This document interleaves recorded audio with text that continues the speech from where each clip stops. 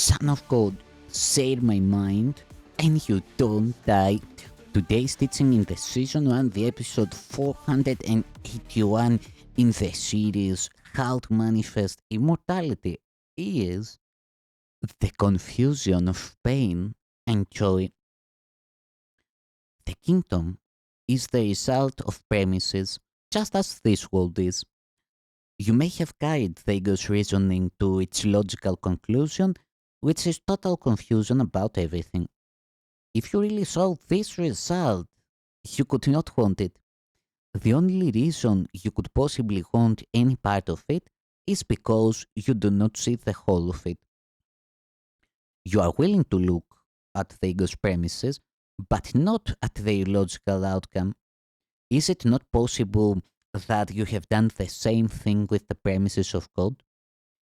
Your creations are the logical outcome of his premises. His thinking has established them for you. They are exactly where they belong. They belong in your mind as part of your edification with his. But your state of mind and your recognition of what is in it depend on what you believe about your mind. Whatever these beliefs may be, they are the premises that will determine what you accept into your mind. It is surely clear that you can both accept into your mind what is there and deny what is. Yet the function God Himself gave your mind through His, you may deny, but you cannot prevent. It is the logical outcome of what you are. The ability to see a logical outcome depends on the willingness to see it, but its truth has nothing to do with your willingness. Truth is God's will. Say His will and you say what He knows. Deny His will as yours and you are denying His kingdom and yours.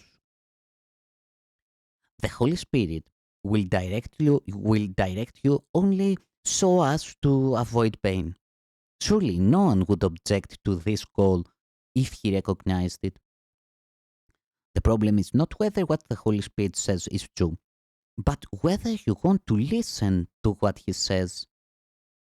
You no more recognize what is painful than you know what is joyful, and are in fact very apt to confuse the two. The Holy Spirit's main function is to teach you to tell them apart. What is joyful to you is painful to the ego, and as long as you are in doubt about what you are, you will be confused about joy and pain. This confusion is the cause of the whole idea of sacrifice.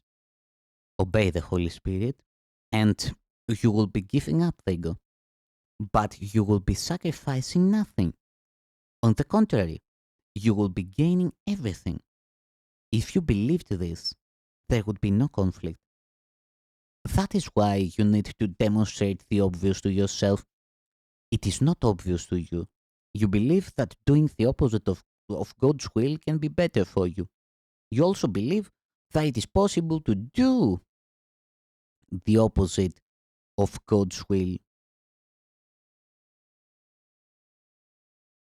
Therefore, you believe that an impossible choice is open to you and one which is both fearful and desirable. Yet God wills, He does not wish. Your will is as powerful as His because it is His. The ego's wishes do not mean anything because the ego wishes for the impossible. You can wish for the impossible, but you can only will with God. This is the ego's weakness and your strength. The Holy Spirit always sides with you and with your strength. As long as you avoid His guidance in any way, you want to be weak. Yet, weakness is frightening. What else then can this decision mean except that you want to be fearful?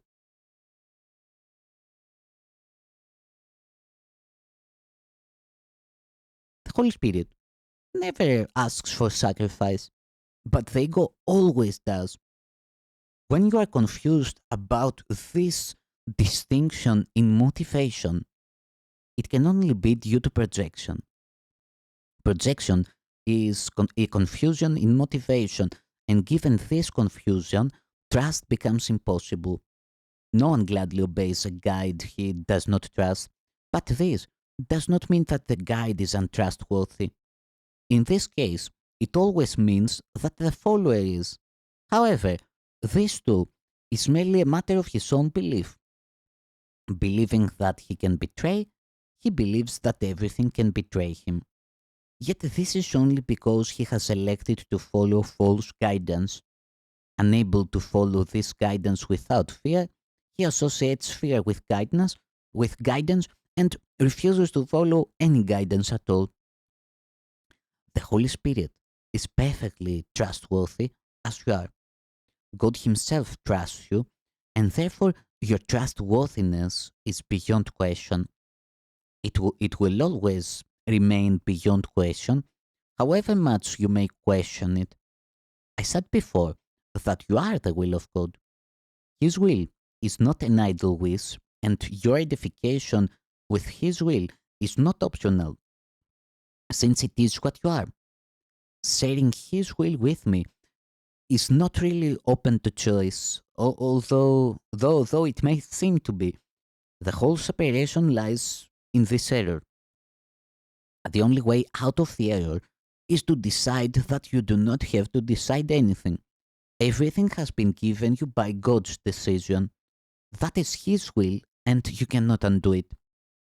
Even the relinquishment of your false decision making prerogative, which the ego guards so jealously, is not accomplished by your wish. It was accomplished for you by the will of God, who has not left you comfortless. His voice will teach you how to distinguish between pain and joy and will lead you out of the conflict you have made. There is no confusion in the mind of a son of God whose will must be the will of the Father because the Father's will is his Son. Miracles are in accord with the will of God, whose will you do not know because you are confused about what you will. About what you will. This means that you are confused about what you are. If you are God's will and do not accept His will, you are denying joy.